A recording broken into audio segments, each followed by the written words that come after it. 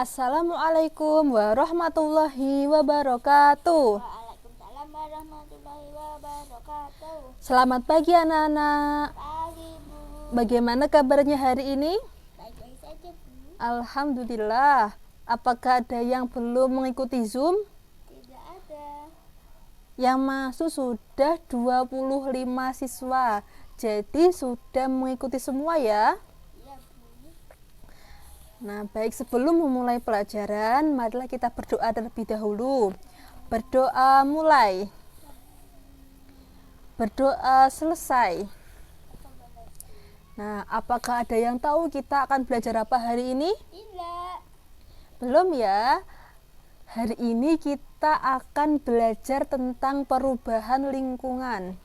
Nah, sebelum memulai pelajaran, Ibu akan membacakan tujuan pembelajaran pada hari ini. Yang pertama, dengan mengamati, siswa dapat menyebutkan tindakan cerita non-fiksi dengan benar. Yang nomor 2, dengan melakukan pengamatan dan penjelasan dari guru, siswa dapat mengidentifikasi faktor-faktor yang mempengaruhi siklus air. Yang nomor 3, dengan percobaan, siswa dapat menyimpulkan tentang air tanah dan air permukaan. Nah, sekarang dibuka bukunya halaman 52. Nah, di situ kan ada gambar A dan gambar B. Silahkan diperhatikan terlebih dahulu.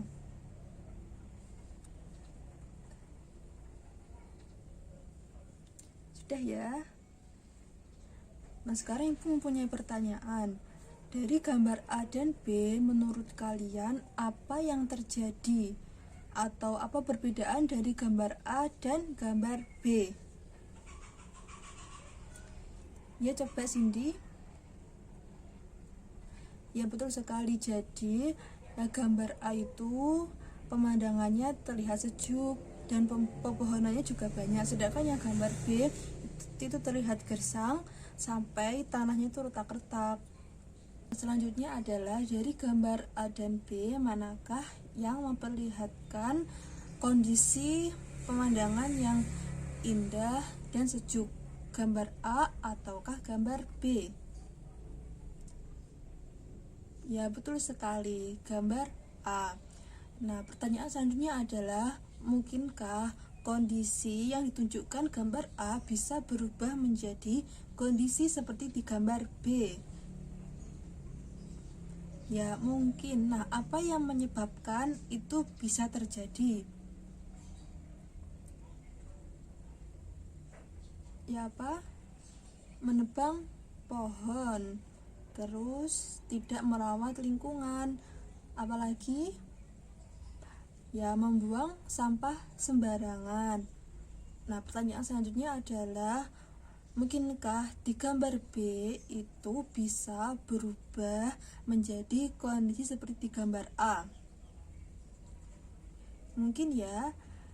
Dan apa yang bisa menyebabkan itu? Apa saja coba?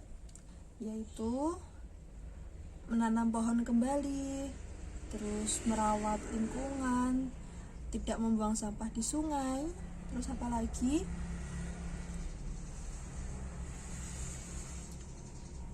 Iya, menanam pohon.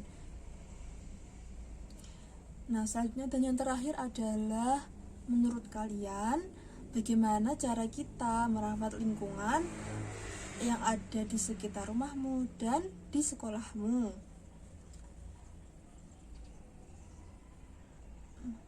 Membersihkan lingkungan, terus membuang sampah pada tempatnya, apalagi menyiram pohon. Bagaimana? Sudah?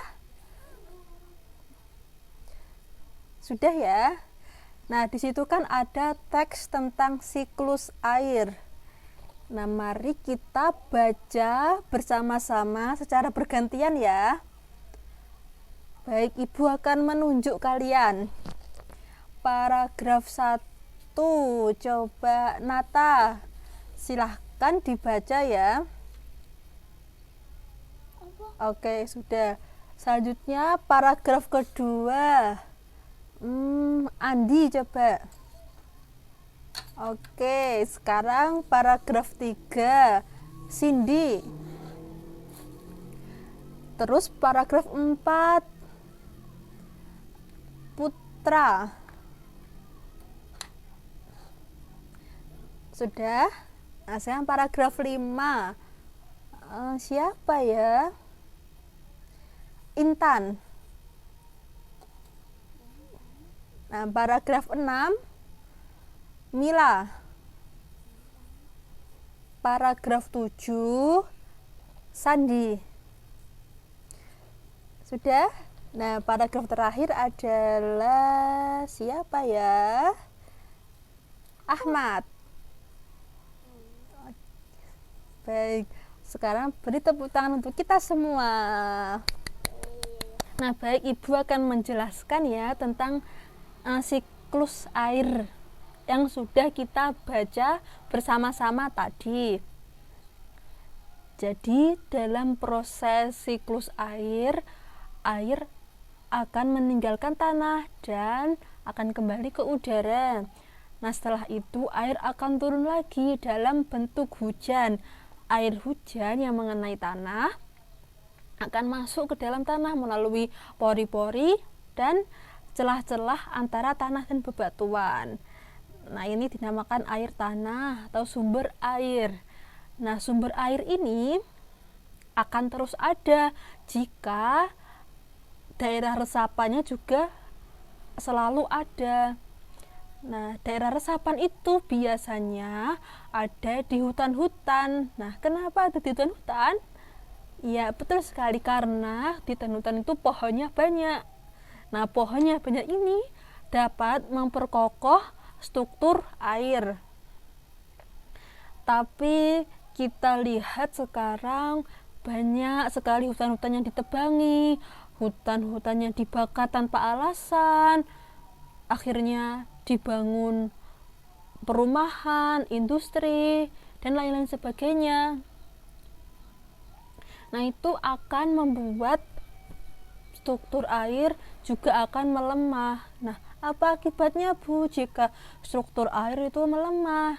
Tentunya air cadangan atau sumber juga akan menipis sedikit demi sedikit. Terus nanti tidak ada lagi air yang akan pergi ke udara dan tidak ada hujan. Terus ada lagi contohnya kayak aspal. Seperti pembangunan jalan raya itu kan juga dapat menghambat air masuk ke dalam tanah.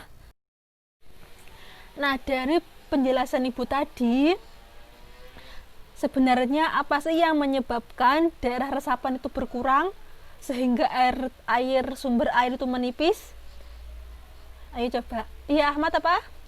Menebang pohon sembarangan. Betul sekali. Apalagi coba. Iya, Sinta, apa? Ya, betul sekali. Pembuatan jalan raya ya. Oke. Apalagi coba. Ya, tidak merawat lingkungan. Dan banyak lagi ya. Nah, terus apa yang bisa kita lakukan supaya air tersebut tetap ada sehingga bisa kita manfaatkan? Yaitu tidak menebang pohon sembarangan. Terus apa lagi coba? Apa? Ya, tidak membuang sampah sembarangan, menanam pohon, terus selalu menjaga dan merawat pohon. Itu adalah contoh bagaimana cara kita merawat lingkungan kita agar selalu bersih, sehingga air yang kita gunakan juga bersih dan airnya juga banyak. Nah, sekarang kita akan melakukan percobaan. Silahkan siswa untuk mempersiapkan bahan-bahan yang sudah Ibu berikan pada tugas kemarin ya. Ayo sekarang coba disiapkan semuanya. Bagaimana? Sudah? Kalau gitu kita melakukan percobaan di rumah masing-masing untuk kali ini. Oke? Tetap semangat. Tepuk semangat. Semangat. Nah, ini wadah 1, ini wadah 2. Coba mana wadahnya ada 2 kan? Ditunjukkan semuanya. Sudah? Nah, batu batanya ditaruh di salah satu tempat. Begitu juga dengan batu bongkahan, beberapa batu bongkahan tadi ya. Nah, setelah itu kita ukur sebanyak 5 cm. 5 cm. Nanti terus pakai pensil atau mungkin pulpen, kita akan memberi tanda sebanyak 5 cm. Begitupun juga yang satunya juga sebanyak 5 cm. Sudah? Oke, selanjutnya adalah memasukkan air ke dalam wadah 1 dan wadah yang kedua. Ini Ibu masukkan ya. Terus jangan lupa kita ukur sebanyak 5 cm yang tadi sudah kita beri tanda. Masukkan. Begitu pula yang satunya juga. Kita masukkan air ke wadah yang merah ya. Ini kan sudah. Nah, sebanyak 5 cm. Tingginya maksud saya. Tingginya sebanyak 5 cm.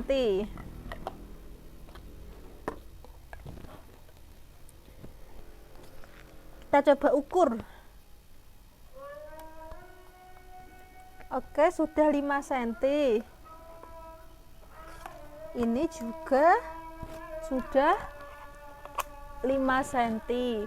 Nah, bagaimana? Sudah semua? Itu coba Putri, belum dimasukkan airnya. Ayo anak, ayo anak. Apa ada yang kesulitan? Bisa minta bantuan kepada orang tuanya. Bagaimana? Sudah semua? Nah, kalau sudah, kita diamkan ini selama kurang lebih 1 jam. Setelah itu baru kita melakukan pengamatan. Nah, bagaimana? Sudah semua kan? Hayo, siapa yang belum melakukan praktek atau yang belum selesai? Sudah? Alhamdulillah. Nah, untuk mempersingkat waktu, Ibu sudah mempunyai contoh dari percobaan kali ini yang sudah Ibu diamkan selama 1 jam, kurang lebih 1 jam. Mari kita lihat bersama-sama ya. Nah, ini adalah percobaan yang sudah Ibu lakukan dan Ibu diamkan selama kurang lebih 1 jam. Wadah yang berwarna kuning ini adalah air yang berisi batu bata, sedangkan yang berwarna merah ini adalah air yang berisi batu bongkahan. Nah, dari kedua wadah ini, apakah air permukaannya berbeda? Berbeda ya.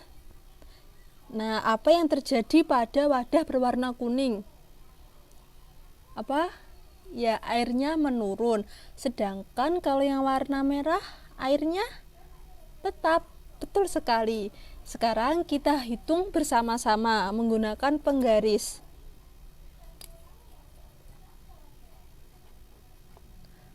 5 cm ya, tetap. Nah, kalau yang warna kuning 4,5 atau 4, jadi selisih dari keduanya adalah 1,5 sampai 1 cm. Nah, apakah pengertian dari air tanah? Tadi sudah Ibu jelaskan, ayo. Ya, air tanah itu adalah air hujan yang meresap ke dalam permukaan tanah. Sedangkan air permukaan tadi apa? Ya, coba Cindy. Betul sekali. Jadi air permukaan itu air yang berada di permukaan tanah dan tidak meresap ke dalam. Nah, dari dua percobaan ini mana yang menunjukkan air tanah dan air permukaan? Ya, yang kuning ini yang berisi batu bata adalah menunjukkan air tanah. Betul sekali. Kalau yang merah menunjukkan air permukaan yang berisi batu bongkahan. Nah, pelajaran pada hari ini sudah selesai ya. Apakah ada yang belum jelas atau ada yang ditanyakan? Tidak. Sudah paham semua ya berarti? Alhamdulillah. Nah, baik, kesimpulan pelajaran pada hari ini adalah air tanah adalah air yang meresap ke dalam tanah. Sedangkan air permukaan adalah air yang berada di permukaan tanah dan tidak meresap ke dalam tanah. Proses terjadinya siklus air tanah adalah siklus air akan mengakibatkan air meninggalkan tanah dan menuju ke udara. Setelah itu air akan turun lagi dalam bentuk hujan. Nah, air yang turun dalam bentuk hujan ini akan masuk ke celah-celah atau pori-pori tanah atau bebatuan, akhirnya akan masuk ke dalam tanah. Ini adalah siklus air tanah. Air tanah ini bisa dikatakan juga sebagai sumber air. Nah, sumber air ini akan selalu ada jika daerah resapannya juga ada. Nah, biasanya di hutan-hutan itu banyak sekali daerah resapan. Kenapa demikian? Karena dalam hutan itu banyak pepohonan, dan pepohonan itu yang akan mengakibatkan kokoh tanah tersebut. Maka dari itu kita harus selalu melestarikan hutan, tumbuh-tumbuhan yang ada di sekitar kita. Baik, sekian pembelajaran yang dapat Ibu berikan. Semoga bermanfaat. Oh iya, sampai lupa. Tugasnya silahkan dibuka buku paket halaman 55 sampai 56, dikerjakan di rumah ya. Dan jangan lupa tadi percobaannya coba dilihat sama tidak dengan hasil yang Ibu contohkan tadi. Diperhatikan ya, dilihat, nanti minggu depan Ibu tanyakan. Oke, semangat. Baik, sekian pembelajaran dari Ibu. Wassalamualaikum warahmatullahi wabarakatuh.